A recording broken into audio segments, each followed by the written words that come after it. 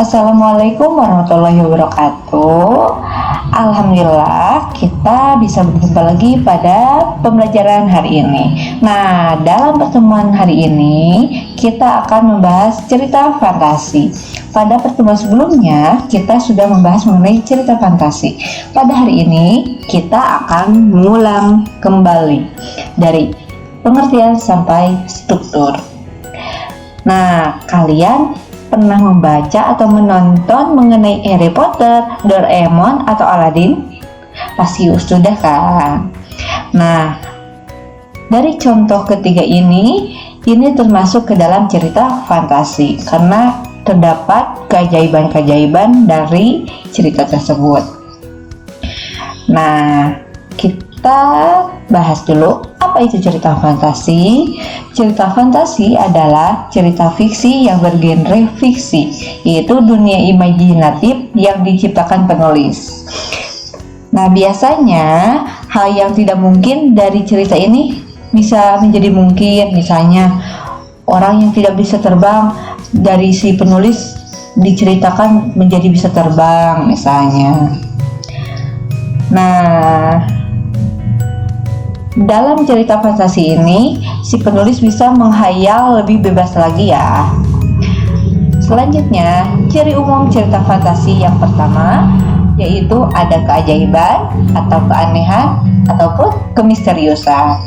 Nah, dalam cerita fantasi ini ada keajaibannya. Contohnya dari cerita kekuatan ekor Nataga. Nah, apa keajaibannya? Kalian sudah baca kan? Keajaibannya si ekornya itu bisa mengeluarkan api. Kalau di dunia nyata tidak mungkin kan bisa mengeluarkan api. Nah, dalam cerita fantasi ini pasti ada keajaiban atau keanehannya. Yang kedua, ide cerita. Ide cerita dalam cerita fantasi ini bebas ya, tidak terbatas. Si penulis bebas menumpahkan atau mencurahkan pikirannya dalam cerita ini, tidak dibatasi oleh apapun. Selanjutnya, menggunakan berbagai latar, lintas waktu dan ruang. Latarnya itu bebas, mau dalam sehari-hari atau tidak ada di dalam sehari-hari boleh ya. Selanjutnya, tokoh unik. Nah, dalam cerita fantasi ini memiliki tokoh yang memiliki kesaktian. Pastikan ini salah satunya contoh yang akan membedakan dengan teks lain. Memiliki tokohnya yang unik. Selanjutnya, bersifat fiksi atau fiktif. Apa itu? Berarti tidak nyata ceritanya, hayalan ya. Selanjutnya yang keenam, cirinya bahasa yang digunakan variatif dan ekspresif. Jadi bahasa yang digunakan dalam cerita fantasi ini tidak baku atau tidak formal. Selanjutnya kita membahas jenis cerita fantasi. Jenis cerita fantasi terbagi dua. Ada jenis cerita fantasi berdasarkan kesesuaiannya dalam kehidupan nyata. Yang kedua, jenis cerita fantasi berdasarkan latar cerita. Selanjutnya kita akan membahas mengenai jenis cerita fantasi berdasarkan kesesuaian dalam kehidupan nyata. Terbagi dua bagian, yaitu yang pertama cerita fantasi total. Cerita fantasi total ini berisi fantasi pengarang terhadap objek atau tertentu. Pada cerita kategori ini, semua yang terdapat pada cerita semua tidak terjadi dalam dunia nyata.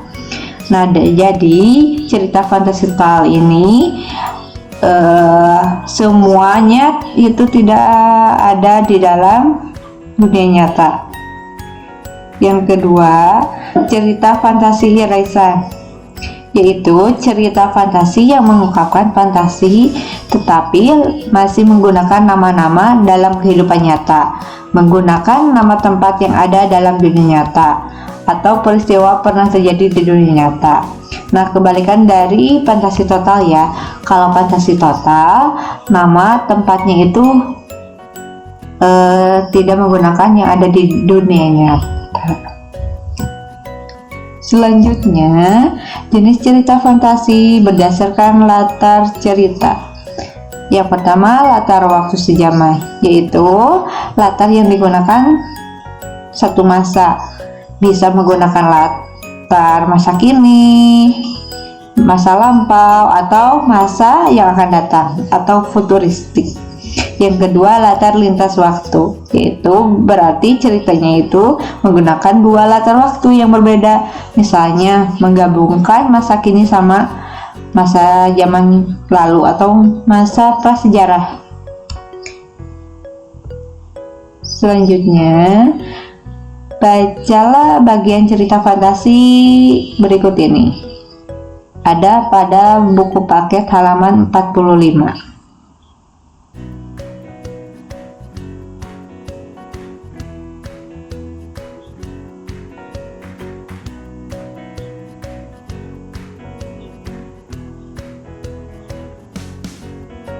Nah, kita akan membahas mengenai struktur teks fantasi. Struktur teks fantasi terbagi 3 bagian. Yang pertama, orientasi. Yang kedua, komplikasi. Yang ketiga, resolusi. Kita bahas yang pertama, orientasi. Orientasi ini berisi mengenai pengenalan latar dan tokoh. Biasanya paragrafnya itu berada di awal. Paragrafnya itu mengenalkan latarnya di mana, tokohnya siapa saja. Yang kedua, ada komplikasi. Komplikasi ini berisi mengenai timbulnya masalah hingga masalah itu memuncak.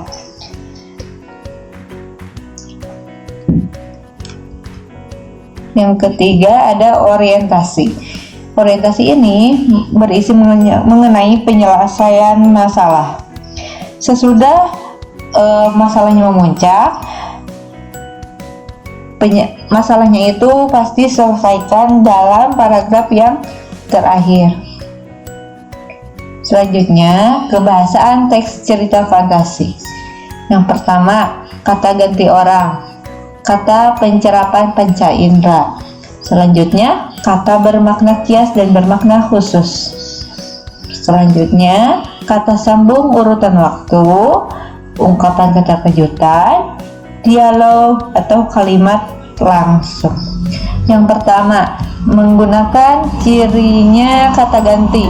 Kata ganti adalah jenis kata yang menggantikan kata benda orang atau persona dengan kata benda lain, yaitu aku, mereka, dia, Ezra, atau Doni. Itu contohnya.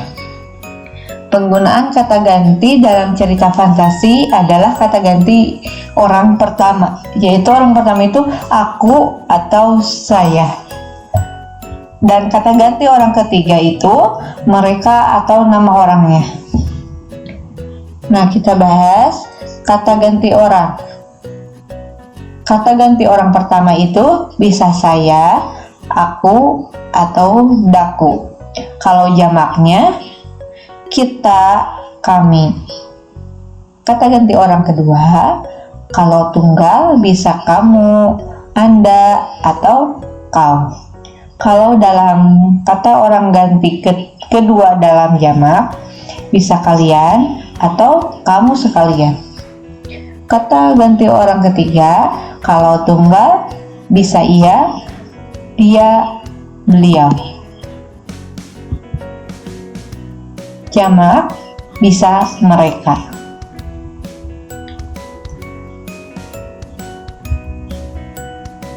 Contohnya dalam cerita fantasi Kekuatan Ekor Nataga, diceritakan Erja, Doni dari awal sampai akhir tidak mungkin menggunakan nama Ezra terus. Pasti kalau ada dua nama di paragraf selanjutnya menggunakan kata ganti orang mereka. Yang kedua, kata pencerah panca indera. Penggunaan kata yang pencerapan panca indera dalam teks cerita fantasi berfungsi untuk mendeskripsikan latar, yaitu bisa latar tempat, waktu, atau suasana. Contoh, deskripsi latar tempat. Tiga rumah bergaya kerucut menyambut mataku. Nah, menggunakan latar tempatnya itu tiga rumah. Menggunakan panca indera apa? Menggunakan panca indera penglihatan. Emas dan berlian bertaburan di dinding rumah. Panca inderanya penglihatan, karena melihat berlian dan emas bertaburan di dinding rumah. Ini mendeskripsikan latar tempatnya di dinding rumah. Terdapat kolam-kolam kecil yang begitu menenangkan hati. Sama ya, menggunakan pencerapan mata atau penglihatan. Selanjutnya, contoh deskripsi latar suasana. Setetes air mata jatuh dari wajah sang ratu. Tak sepatah kata pun terdengar. Kamar nan megah terasa sunyi dan penuh kesedihan.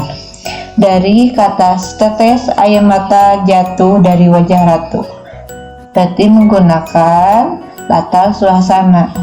Sudah terlihat ya, kalau meneteskan air jatuh berarti sedih. Selanjutnya, contoh deskripsi latar waktu. Tengah malam tak ada bintang di langit, mendung hitam nampak menggumpal. Lolongan anjing begitu ramai menyebut malam. Nah, ini sudah jelas ya, menggunakan latar waktu tengah malam. Selanjutnya yang ketiga, kata dengan makna kias dan makna khusus. Makna kias adalah makna yang sudah mengalami perubahan makna karena susunan gramatikal atau peranan penutur. Kalau makna khusus adalah makna yang cakupannya lebih kecil atau lebih spesifik. Contoh, satu alien itu berhidung mancung. Dengan hidungnya yang menjulang, ia mengendus sekeliling. Hidungnya yang menjulang, berarti itu menggunakan makna kias atau tidak makna sesungguhnya. Yang keempat, kata sambung urutan waktu.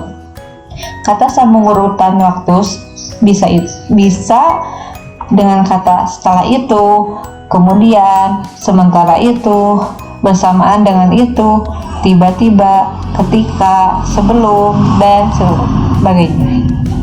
Penggunaan kata sambung urutan waktu untuk menandakan datangnya tokoh lain atau perubahan latar, baik latar suasana, waktu, dan tempat.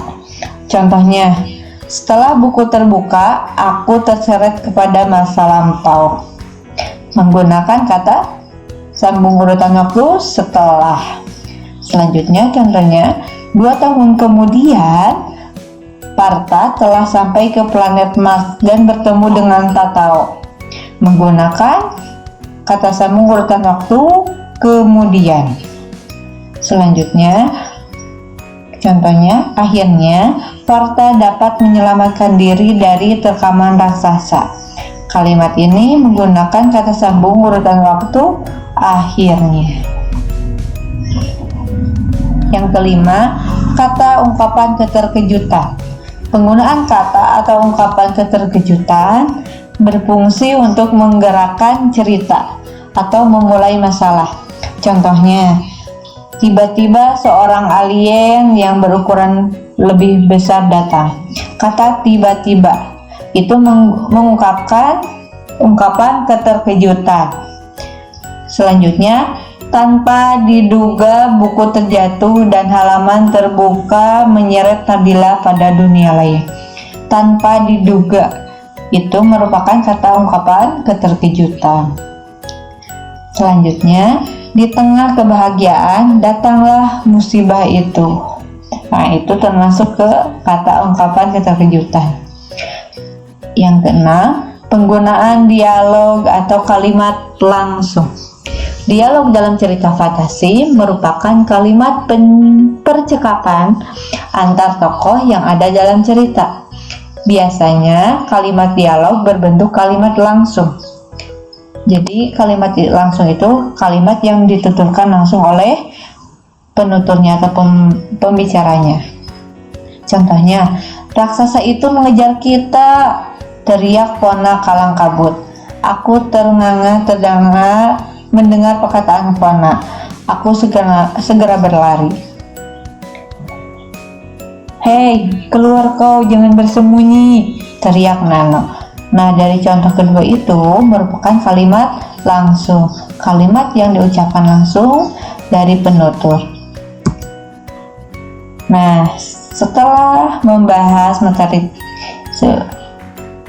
tadi, kita akan melatih pemahaman kalian. Yang pertama, kalian baca cerita fantasi yang berjudul Kekuatan Ekor Nagata pada halaman 45. Setelah kalian membaca, kalian tentukan strukturnya seperti pada tabel berikut ini. Struktur bagian orientasi, paragrafnya pada cerita itu paragraf keberapa, misalnya paragraf ke-10 tulis. Komplikasi, paragraf keberapa aja, misalnya ke-7, 8, dan 9. Resolusi, paragraf keberapa, ke-8 misalnya. Kalian bisa lihat contohnya di buku paket. Sekian pembahasan materi hari ini. Wassalamualaikum warahmatullahi wabarakatuh.